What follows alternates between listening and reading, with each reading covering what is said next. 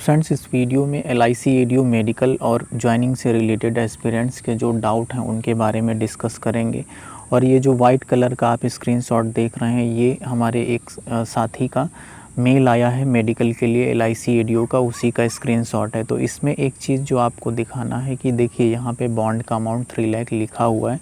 मतलब आपका एक बार मेडिकल कंप्लीट हो जाता है, उसके बाद आपको बॉन्ड जो है उसके लीगल पेपर्स आपको अपने डिवीज़न में देने पड़ेंगे। तो मतलब मेडिकल कंप्लीट हो जाने के बाद वंस आप बॉन्ड के लीगल डॉक्यूमेंट अपने डिवीज़न में दे देते हैं, तो उसके बाद फर्दर फिर आप जो है बॉन्ड के लिए लाइबल हो जाएंगे। तो फिर उसके बाद जो है अगर आप रिज़ाइन या कुछ भी करते हैं तो फिर आपको बॉन्ड का अमाउंट देना पड़ेगा 3 लाख प्लस GST।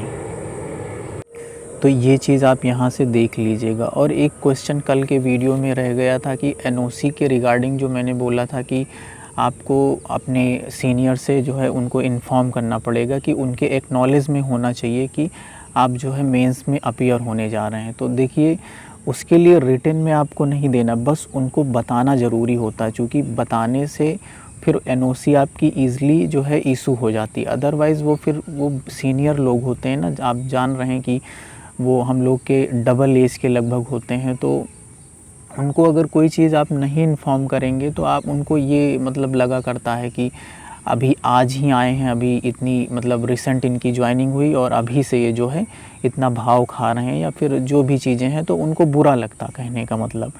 तो उनको वो जो एक वो है नहीं, आजकल एक मीम वायरल होता रहता है कि गजब बेइज्जती है, तो वैसा कुछ उनको लगता है। तो यार उस चीज़ से जो है बचने के लिए और आपका काम आसान रहे, उससे बेटर होता है कि आप उनको इन्फॉर्म कर दीजिए। वो एज अ सीनियर होते हैं आपके गार्जियन के टाइप के, तो उनको इन्फॉर्म करने से उनको भी अच्छा लगता है और आपका काम आसान हो जाएगा। तो रिटन में कुछ भी नहीं देना है, बस उन्हें इन्फॉर्म कर देना रहेगा कि हम मेंस में अपीयर हो रहे हैं। तो उसके बाद अगर जब आपका मेंस क्वालिफाई होता है तो फिर आपकी बहुत ईज़िली NOC इशू हो जाएगी। तो ये पॉइंट था जो कल के वीडियो में मिस हो गया था। और इशू हो जाती है उसमें कोई ऐसा, क्योंकि हमारे कई सारे दोस्त हैं जो RRB स्केल 2 और दूसरे डिपार्टमेंट्स में काम कर रहे हैं LIC ADO से रिज़ाइन करने के बाद। तो NOC कहीं ना कहीं मिली है, तभी तो वो दूसरे डिपार्टमेंट में गए। तो उस चीज़ का बिल्कुल आप जो है डाउट ना रखिए कि नहीं मिलेगा, वो NOC मिल जाती है। पहला क्वेश्चन है कि after classroom training when field training will start, will they provide us with a place to stay or we have to arrange ourselves।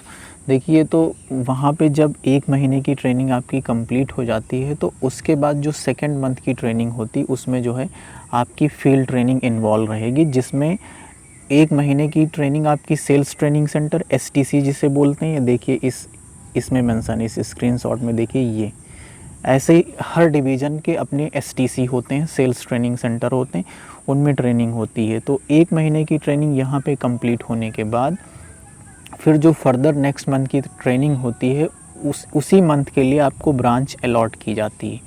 तो उस 1 महीने के बाद आपको ब्रांच अलॉट की जाएगी और उस ब्रांच में जब आपकी पोस्टिंग होती है तो वहीं पे आपकी 1 वीक की फील्ड ट्रेनिंग होगी, 1 वीक की ब्रांच की ट्रेनिंग होगी और उसके बाद 1 वीक की कुछ और भी ट्रेनिंग्स हैं। इस तरीके से वो 1 महीने का सिस्टम चलता है। ठीक है, तो वो सारी चीज़ें हैं। तो 1 महीने की क्लासरूम ट्रेनिंग के बाद आपकी फील्ड ट्रेनिंग स्टार्ट होगी और वहाँ पे जहाँ सेल्स ट्रेनिंग जो सेंटर होते हैं वो मतलब एक स्कूल होते हैं जहाँ पे ट्रेनिंग दी जाती है। वहाँ पे फूडिंग की और रहने की, मतलब वहाँ पे सारी एक होटल टाइप की जो चीज़ें होती हैं वहाँ पे सारी जो है व्यवस्थाएं होती हैं। तो उसमें किसी तरीके की वरी नहीं करना। अगर आपका घर उसी सिटी में है तो अपने घर से आइए जाइएगा, और अगर नहीं है तो फिर वहीं जाके स्टे कर लीजिएगा। अब हाँ, एक केस में हमको नहीं पता है क्लियर, जो चीज़ मैं क्लियर जानता हूँ वही आपसे बता रहा हूँ कि गर्ल्स के केस में वहाँ पे स्टे करवाते हैं नहीं करवाते हैं ये डाउटफुल है, क्योंकि गर्ल्स वैसे भी बहुत कम रहती हैं और वो उसमें आलमोस्ट ज़्यादातर बॉयज़ होते, तो वहाँ गर्ल्स को आई थिंक स्टे नहीं करवाया जाता। तो गर्ल्स का केस दूसरा है, लेकिन बॉयज़ के लिए वहाँ पे स्टे भी आप कर सकते हैं। और अगर स्टे नहीं करना तो आप अगर उसी डिवीज़न में उसी सिटी में आपका घर है तो आप अपने घर से आ जा सकते हैं। जैसे मैं भी अपने रूम से ही ट्रेनिंग करने जाता था, मैं वहाँ पे रुका हुआ नहीं था। सेकेंड में देखिए यहाँ पे ये पूछ रहे हैं कि वर्क कब से करना। तो देखिए जिस दिन से आपकी ट्रेनिंग स्टार्ट हो ना, अगर आपका पहले से मतलब माइंड क्लियर है कि हमें ये जॉब करनी है, तो जिस दिन से आपकी ट्रेनिंग स्टार्ट होगी अब तक आपको इतनी सारी चीज़ें आप देख चुके हैं, सुन चुके हैं कि आपको ये तो पता हो गया होगा कि इसमें करना क्या है। तो वो जो चीज़ करनी है वही चीज़ थोड़ी थोड़ी ट्रेनिंग में सिखाई जाती है। तो बेटर रहेगा कि आपकी ट्रेनिंग जिस दिन से स्टार्ट हो, अगर आपका मूड ये है कि हमें इसमें रुकना, हमें एकदम सीरियसली काम करना है, तो उसी दिन से आप अपना काम करिए। एजेंट मतलब लोगों से एटलीस्ट, अगर एजेंट मान लीजिए बनाने की अथॉरिटी तो ट्रेनिंग के बाद आती है, लेकिन उसके पहले आप एटलीस्ट रिलेशनशिप तो बिल्डिंग का काम कर सकते हैं ना। तो जो भी आपके जो है रिलेशन हैं, जो बहुत पहले के हैं, जिनसे आपने काफ़ी समय से बात नहीं की, उनसे बात करना स्टार्ट करिए, उनसे मिलिए, उनको अप्रोच करिए, उनको बताइए कि मैं LIC में सेलेक्ट हो गया हूँ। तो ये टेक्निक्स हैं, इनके थ्रू आप ट्रेनिंग में जो है काफ़ी नए नए लोगों से मिल लेंगे, और नए नए लोगों के पास भी जो है पहुँचिए, जो बिल्कुल अननोन है उनके पास भी जाइए, उनसे बात करिए।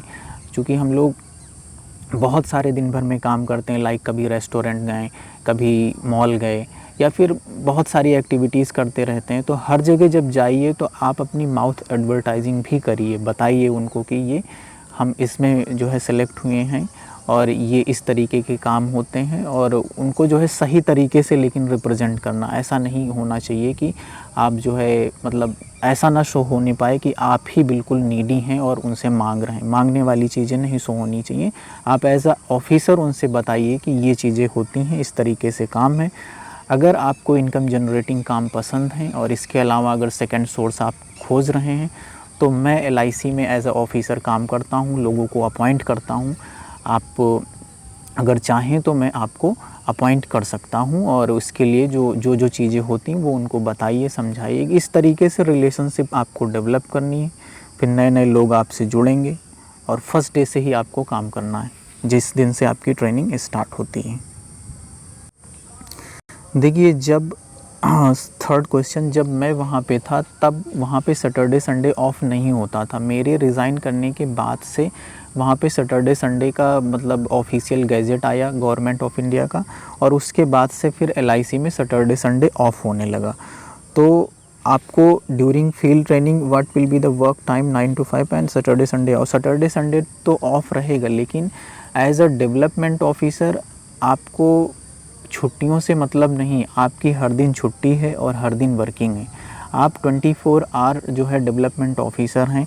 आपका ऐसा 9 to 5 काम नहीं रहता है कि आप आज काम करेंगे, इतनी देर काम करेंगे। जब आपके पास काम आ जाएगा, देखिए अदर जॉब में क्या होता है, जैसे कि जो ऑफिशियल जॉब होती हैं वहाँ पे 9 to 5 काम इसलिए होता है कि चूँकि वहाँ पे काम फिक्स है, वहाँ पे आपको जाना है और ऑफिस में आपके लिए काम है पेंडिंग, उसको उस काम को करना है। लेकिन इस जॉब में ऐसा नहीं, इस जॉब में आपको काम सर्च करना। आप नए नए क्लाइंट्स से मिलेंगे, नए नए लोगों को बताएंगे, नए नए लोगों को अपॉइंट करेंगे। तो कहीं ना कहीं इसमें सर्चिंग का काम करना। इस बाकी जो ऑफिशियल जॉब है उनमें काम रहता है ऑफिस में, और उसी काम को आपको करना है। इसमें क्या है, इसमें आपको नया नया काम खोजना है, तो ये खोजने का काम है। तो इस वजह से इसमें ऐसा सेट फिक्स वो आर नहीं होते हैं कि आप इतनी देर काम करेंगे या फिर ऐसे।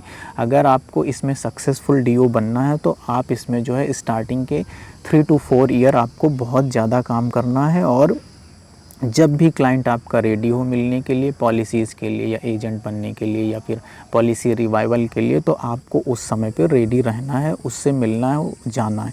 वो चाहे सुबह के 10 हों या सुबह के 8 हों या फिर रात के 10 या 11 हों। जब कस्टमर जो है, जब क्लाइंट रेडी होगा तो आपको जाना पड़ेगा स्टार्टिंग डेज में।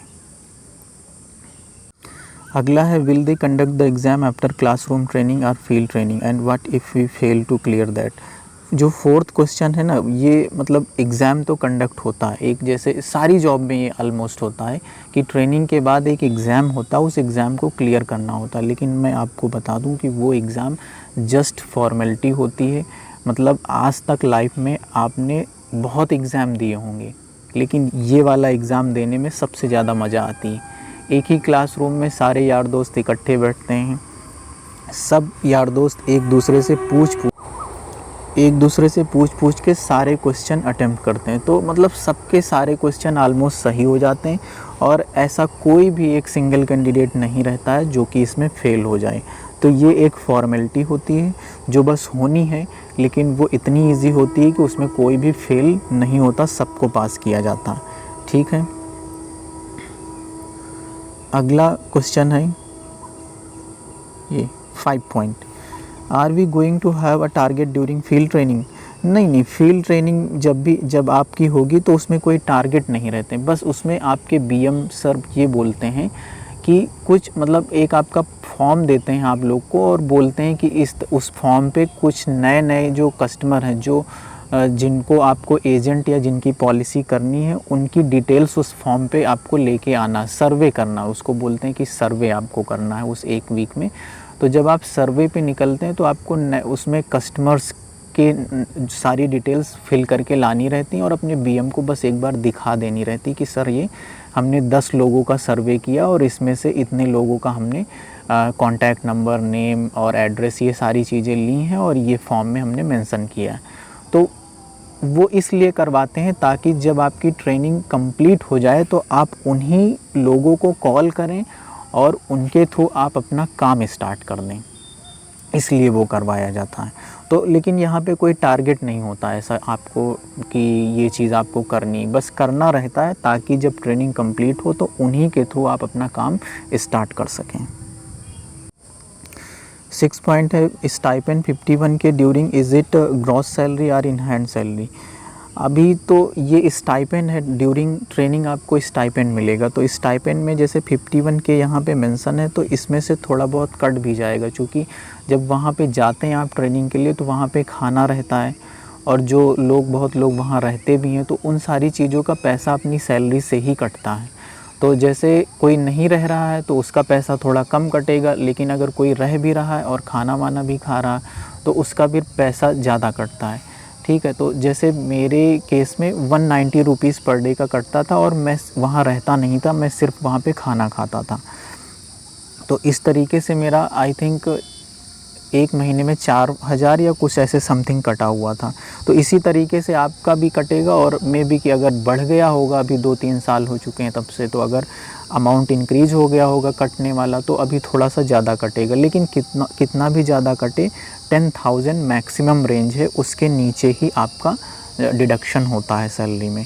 तो वो चीज़ें हैं, स्टार्टिंग में इतनी नहीं आएगी, थोड़ा सा उसमें से लेस हो जाता है उसी चीज़ के लिए, क्योंकि वहाँ पे आपको टी प्रोवाइड करते हैं, आपको फूड प्रोवाइड करते हैं और बहुत इस तरीके का जो रह रहे हैं वो सब, तो उन सारी चीज़ों का पैसा कट जाता है, वो सैलरी से ही कटता है। तो आई होप अभी आपके सारे डाउट क्लियर हो गए होंगे, क्योंकि अब इसमें से तो ओवर हो गए आपके डाउट। और किसी भी तरीके का डाउट होगा तो आप पूछ लीजिएगा @बैंकोरियम टेलीग्राम चैनल पे, मैं वहाँ पे आपके डाउट्स को जो है क्लियर कर दूँगा, बता दूँगा। ठीक, बाय बाय, थैंक यू।